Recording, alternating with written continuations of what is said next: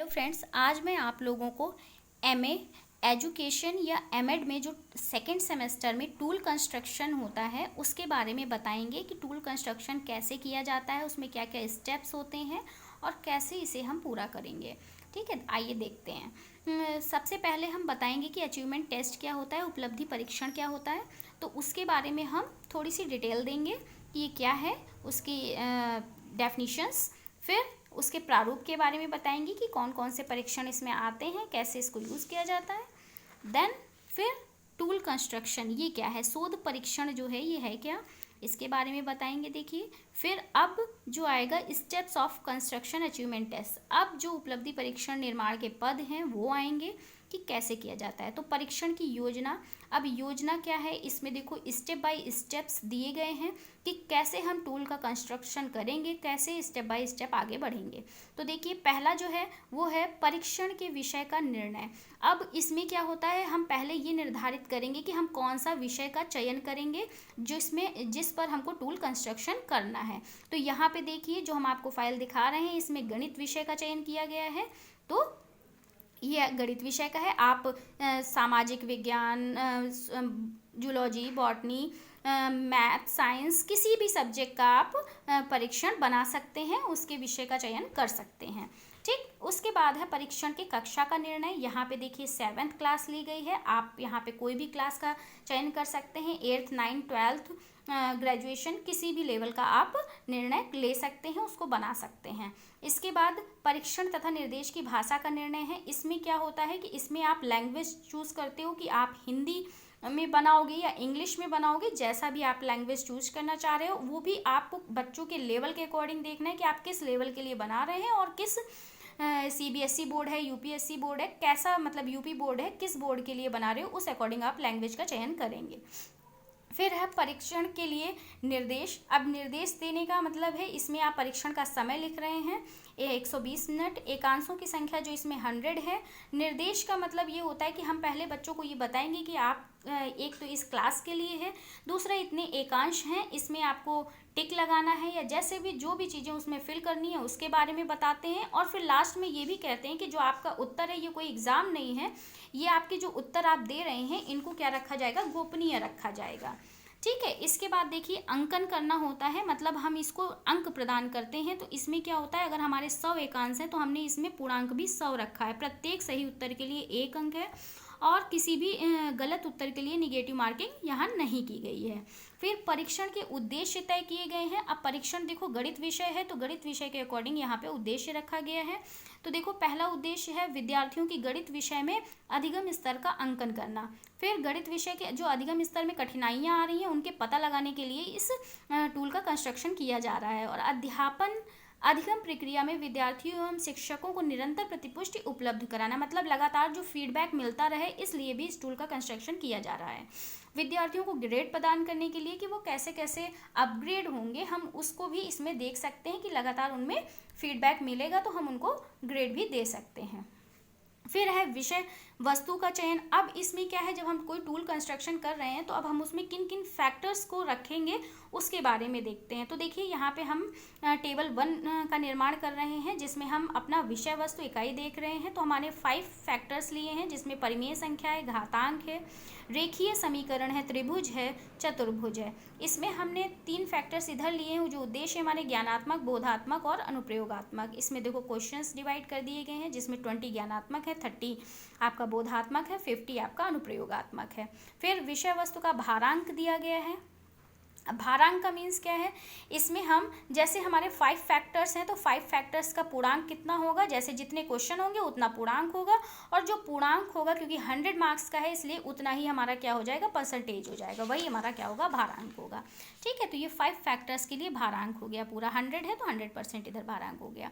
अब उद्देश्यों के लिए भारांक, जो उद्देश्य हमारे ज्ञानात्मक उद्देश्य है, बोधात्मक उद्देश्य है, अनुप्रयोगात्मक है, उसमें जितने जितने क्वेश्चन हैं, ज्ञानात्मक में 20 बनाए हैं, बोधात्मक में 30 है, अनुप्रयोगात्मक में 50 है, उसके अकॉर्डिंग ये 50 पूर्णांक हुआ और 50 ही 100 आपका भारांक हो गया। ठीक, उसके बाद है प्रश्नों का स्वरूप। अब हमें देखना है कि हमने प्रश्न के स्वरूप क्या क्या लिए हैं, हमने कौन कौन से प्रश्न इसमें शामिल किए हैं। तो देखिए सबसे पहले बहुविकल्पीय प्रश्न हैं जो 50 हैं, रिक्त स्थान हमारे 20 हैं और सत्य असत्य हमारे 30 हैं, जिसमें पूर्णांक आपका ये दिया हुआ है ना। प्रत्येक एक प्रश्न के लिए एक नंबर का चयन किया गया है। अब देखिए इसका ब्लूप्रिंट तैयार करते हैं। ब्लूप्रिंट फॉर्मेट कह सकते हैं, खाका कह सकते हैं, मतलब एक कच्चा जो हम बनाते हैं फॉर्मेट वो है। ठीक, अब देखिए विषय क्या है, गणित है हमारा, कक्षा हमारी 7 है, कुल प्रश्न 50 है, अवधि 60 मिनट है। ठीक, तो ये देखिए इसमें क्या करते हैं, विषय वस्तु जो हमारा ये फैक्टर्स है इनको इधर लिखते हैं और बहुविकल्पी जो प्रश्न है वो इधर लिखते हैं। उद्देश्य तीनों लिख दिया, उसके अंदर तीन तीन जो हमने क्वेश्चन सेलेक्ट किए हैं वो लिखेंगे और फिर यहाँ पे हमारा क्या हो जाएगा, परसेंटेज आएगा, योग आएगा, इन सबको करके यहाँ पे सेलेक्ट कर देंगे, लास्ट में टोटल हो जाएगा। फिर देखते हैं, अब देखिए क्या होता है कि अब हमें परीक्षण के लिए प्रश्नों या पदों की रचना करनी है। अब आया जो हमारे एकांश है, अब हम उनकी रचना कैसे करेंगे। तो अब देखिए इसमें जो हमने 5 फैक्टर्स लिए हैं इन्हीं के अकॉर्डिंग हम एकांशों की रचना भी करेंगे। तो देखिए कैसे करते हैं, जो हमारे एकांश होते हैं वो कैसे होने चाहिए। देखो वो प्रश्नों की जो मतलब उनकी जो भाषा है, जो उनकी लैंग्वेज है वो क्या होनी चाहिए, शब्दावली जो है, वर्ड हैं जो, वो कठिन नहीं होने चाहिए, सरल होने चाहिए, ताकि बच्चों के लेवल के अकॉर्डिंग वो उनको समझ पाएँ और आगे क्या करना है वो समझ पाएँ उसे। इसलिए जो शब्दावली है वो काफ़ी ईजी रखते हैं। प्रश्नों के उत्तर देने के लिए अनावश्यक संकेत नहीं दिए गए हैं, मतलब किसी भी प्रश्न को ये नहीं कि उसमें कोई अनावश्यक संकेत दे दिया गया है, ऐसा हमें नहीं करना है, हमें नॉर्मल प्रश्न केवल देने हैं। उसके बाद कोई भी एक जो है वो एकदम कंफ्यूजन क्रिएट करने वाले जो हमारे विकल्प होते हैं वो कंफ्यूजन क्रिएट करने वाले नहीं होने चाहिए, एक फैक्ट, एक ऑप्शन होना चाहिए जिसमें हम सही टिक लगा सकें। फिर है परीक्षण का प्रारूप इस प्रकार का होना चाहिए कि छात्र यह समझ सके कि उन्हें क्या करना है ना। ये ना हो कि उनको कंफ्यूजन हो रहा है कि पता ही नहीं चल पा रहा है उन्हें कि क्या करना है क्या नहीं करना है। इसलिए ऐसी शब्दावली का चयन करें जिससे बच्चा तुरंत समझ जाए कि हमें इस क्वेश्चन में ये काम करना है। ठीक, फिर देखते हैं, अब ये हमारा देखो उपलब्धि परीक्षण, यहाँ पे देखो विषय वस्तु है, नाम, पिता का नाम, विद्यालय का नाम और ये कक्षा, यहाँ पे ये निर्देश जो बताए थे अभी पीछे वो यहाँ पे इतना दे दिया गया। फिर अब देखो सही विकल्प का चयन है, तो जो बहुविकल्पी हैं वो हमारे कितने थे, 50 थे। तो ये देखो 50 क्वेश्चंस हैं, आप देख सकते हैं कि इसमें 50 क्वेश्चंस बहुविकल्पीय दिए गए हैं।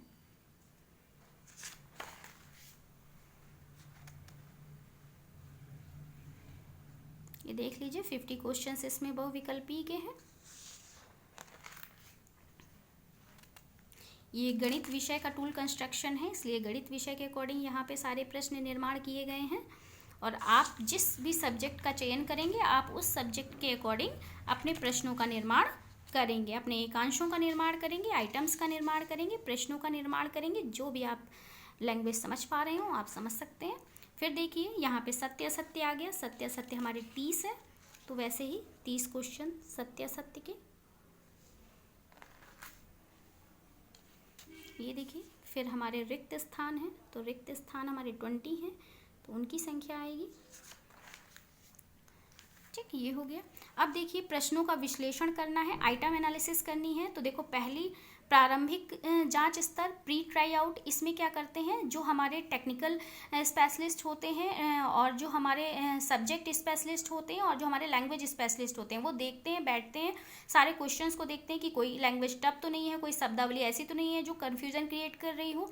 इन सब की जाँच करने के लिए प्रारंभिक जाँच होता है, प्री ट्राई आउट होता है। फिर ट्राई आउट है जो वास्तविक जांच स्तर है। इसमें क्या होता है कि जो बच्चा टूल कंस्ट्रक्ट करता है उसको जाता है स्कूल में, किसी भी स्कूल में जाकर के जिन लेवल के बच्चों के लिए बनाया है उसको जाके वहाँ अप्लाई करता है।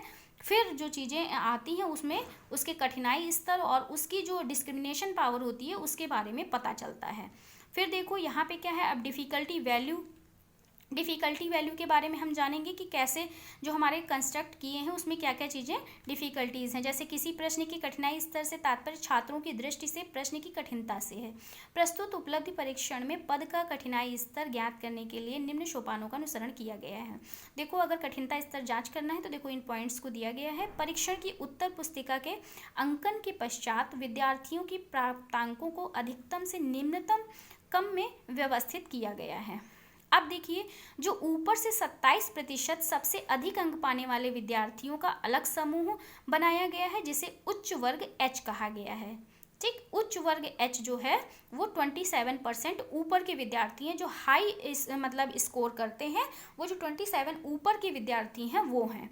फिर बीच के जो 46% होंगे, इनका कोई भी काम नहीं होता, प्राप्तांकों का पद विश्लेषण में उपयोग नहीं हुआ है। अब देखो, जो नीचे के हैं 27%, इनका क्या है, कम अंक जो बहुत कम पा रहे हैं, नीचे से जो लोअर सेक्शन के हैं, उनको क्या करते हैं, उनको निम्न वर्ग में रखा गया है, कहा गया है। अब कठिनाई स्तर याद करने के लिए निम्न सूत्र का प्रयोग किया गया है। देखो, difficulty value is equal to 100 minus RH plus RL upon 2n into 100। RH वही है, मतलब ऊपर से हाई जो स्कोर किए हुए बच्चे हैं, और जो नीचे से मतलब लोअर सेक्शन वाले बच्चे हैं, उनको हम प्लस करके फिर जो नंबर ऑफ स्कोर है, मतलब नंबर ऑफ स्टूडेंट्स हैं, उनको हम डिवाइड करेंगे, मल्टीप्लाई करेंगे, देन माइनस कर देंगे। देखिए, DV इक्वल टू कठिनाई स्तर, RH उच्च वर्ग में सही उत्तर की संख्या, निम्न वर्ग में सही उत्तर की संख्या, और N है उच्च वर्ग या निम्न वर्ग में विद्यार्थियों की संख्या, टोटल मीन्स। फिर देखो, डिस्क्रिमिनेशन पावर है, विभेदन क्षमता कैसे देखेंगे प्रश्नों की। किसी प्रश्न की विभेदन क्षमता के तात्पर्य अच्छे व कमजोर छात्रों में अंतर करने की क्षमता से है। तो इसमें क्या करेंगे, देखो, DP is equal to discrimination power is equal to RH minus RL upon N। RH वही उच्च वर्ग में सही उत्तर की संख्या, निम्न वर्ग में सही उत्तर की संख्या, और इसमें जो टोटल रहेगा दोनों का। अब देखो, ये तालिका बनाई गई है, ये जो तालिका है ये बनाई गई है। देखो, प्रश्न जितने हैं आपके, उसके बाद उच्च वर्ग, फिर निम्न वर्ग, और कठिनाई स्तर है आपका, विभेदन क्षमता है, और निर्णय है। अब निर्णय कैसे लेते हैं, देखो, जो विभेदन क्षमता है, इसको आप पॉइंट हटा के आप 30 इसको समझ लो। ठीक है, जो 30 से ऊपर आएगा, जिसका जैसे 0.33 है तो देखो ये स्वीकृत है, और 0.22 है तो ये अस्वीकृत है। इसी तरह जब आप आगे देखेंगे, जितना अगर 0.30 से मतलब 30 से कम होगा, जो वो हमारा क्या होगा, अस्वीकृत होगा, लेकिन जो 30 से अप होगा वो स्वीकृत होगा। तो इस तरह आप देख सकते हैं कि देखो, जो भी 30 से अप है वो स्वीकृत है, और जो 30 से बिलो है वो अस्वीकृत है। ठीक, इस तरह आपको पूरे 100 क्वेश्चंस का आइटम एनालिसिस करना है, और जब आप इस तरह पूरे सभी क्वेश्चंस का डिस्क्रिमिनेशन पावर और डिफ़िकल्टी वैल्यू निकाल लेते हैं, देन जितने क्वेश्चन हमारे एक्सेप्ट होते हैं उनको हम सेलेक्ट करते हैं, और लास्ट में हमारा जो पूरा उपलब्धि परीक्षण टेस्ट बनता है वो हमारा क्या होता है, वो हमारा उपलब्धि परीक्षण फाइनल होता है। ये देखिए, अब देखिए, परीक्षण की विश्वसनीयता। इसमें कहा गया है कि किसी परीक्षण की विश्वसनीयता का अर्थ है एक ही समूह के व्यक्तियों द्वारा विभिन्न अवसरों या समतुल्य पदों के दूसरे परीक्षण में प्राप्त अंकों में संगति से है, साथ ही विद्यार्थियों द्वारा अर्जित प्राप्तांकों का देशकाल परीक्षण या परीक्षार्थी के व्यक्तिगत प्रभावों द्वारा अप्रभावित रहना है। विश्वसनीयता मतलब आप जितनी भी टाइम किसी भी उसका यूज़ कर रहे हैं तो रिस्पांस जो है आपको वो सेम मिले। यहाँ पे आपने टेस्ट रीटेस्ट मेथड के नाम से जाना जाता है। यहाँ पे आपने इस विधि का प्रयोग किया है विश्वसनीयता ज्ञात करने के लिए, पुनः परीक्षण विधि का, टेस्ट रीटेस्ट मेथड।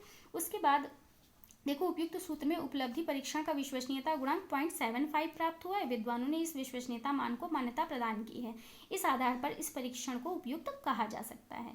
परीक्षण की वैधता जो है, वैलिडिटी, यदि कोई परीक्षण विद्यार्थियों के उन गुणों योग्यताओं का मापन शुद्धता से करता है जिनके मापन के लिए उसका निर्माण किया गया है, तो ऐसे परीक्षण को वैध परीक्षण कहते हैं।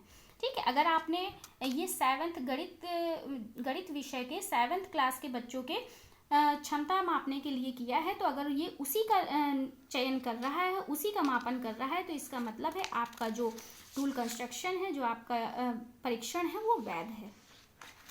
फिर हमारे एजुकेशनल इम्प्लीकेशन, अब इसमें क्या है, इसमें हम बताएंगे कि इसका जो शैक्षिक निहितार्थ एजुकेशन में इम्प्लीकेशंस क्या है। इसमें बताया गया है कि उपलब्धि परीक्षण के द्वारा विद्यार्थियों के ज्ञान की जांच उचित ढंग से की जा सकती है। उनकी सफलता के आधार पर श्रेणीकरण करके उन्हें आगे की कक्षा में भेजा जाता है। उपलब्धि परीक्षण की सहायता से अध्यापक की कुशलताओं और प्रभावात्मकताओं का मूल्यांकन किया जा सकता है। इस प्रकार से यह अध्यापक की कार्यकुशलता के आधार पर उसकी नियुक्ति एवं पदोन्नति में भी सहायक है। प्रस्तुत उपलब्धि परीक्षण के आधार पर विद्यार्थियों की विषय संबंधी कठिनाइयों एवं कमजोरियों को जानकर उनका निदान भी किया जा सकता है। उपलब्धि परीक्षण से प्राप्त परिणामों के द्वारा विद्यार्थियों को अध्ययन करने की प्रेरणा मिलती है उपलब्धि परीक्षणों के द्वारा बालक द्वारा किसी निश्चित विषय प्रकरण को आत्मसात करने की मात्रा का पता लगाया जा सकता है। इसके आधार पर शिक्षक एवं प्रशिक्षण कार्यक्रमों का मूल्यांकन कर पृष्ठपोषण प्राप्त किया जा सकता है। और फिर देखिए, प्रस्तुत उपलब्धि परीक्षण के द्वारा विद्यार्थियों के बौद्धिक स्तर अनुमान लगाया जा सकता है। प्रस्तुत उपलब्धि परीक्षण द्वारा कक्षा 7 में गणित विषय में उपलब्धि परीक्षणों की अभाव की पूर्ति की जा सकती है। तो ये जो भी था, ये आपका एजुकेशनल इम्प्लीकेशन है कि मतलब जो भी आपने बनाया है उसका जो शिक्षा पर क्या प्रभाव पड़ रहा है, क्या निहितार्थ उससे निकल कर आ रहा है, इसके बारे में यहाँ पे दिया गया है। फिर ये आपके उत्तर कुंजी है, देख लीजिए। जो बहुविकल्पीय प्रश्न है उसका मतलब जो आपने बहुविकल्पीय प्रश्न बनाए हैं उनके उत्तर दिए गए हैं। रिक्त स्थान जो भी है उन सबका उत्तर दिया गया। फिर लास्ट में आप संदर्भ ग्रंथ सूची लिख देंगे, जिन जिन पुस्तकों का आपने यूज़ किया है, जो भी किया है आप उसके बारे में यहाँ पे लिखेंगे। और लास्ट में ये देखिए, जो आपने 50 क्वेश्चंस आपके एक्सेप्ट हुए हैं उनको लेकर के यहाँ पे ये पूरा उपलब्धि परीक्षण बना दिया गया है।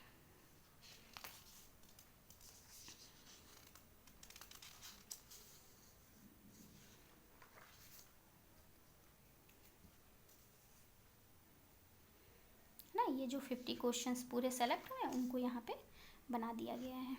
तो अगर आपको ये वीडियो अच्छी लगी हो तो प्लीज़ लाइक शेयर सब्सक्राइब करना ना भूलें। Thank you.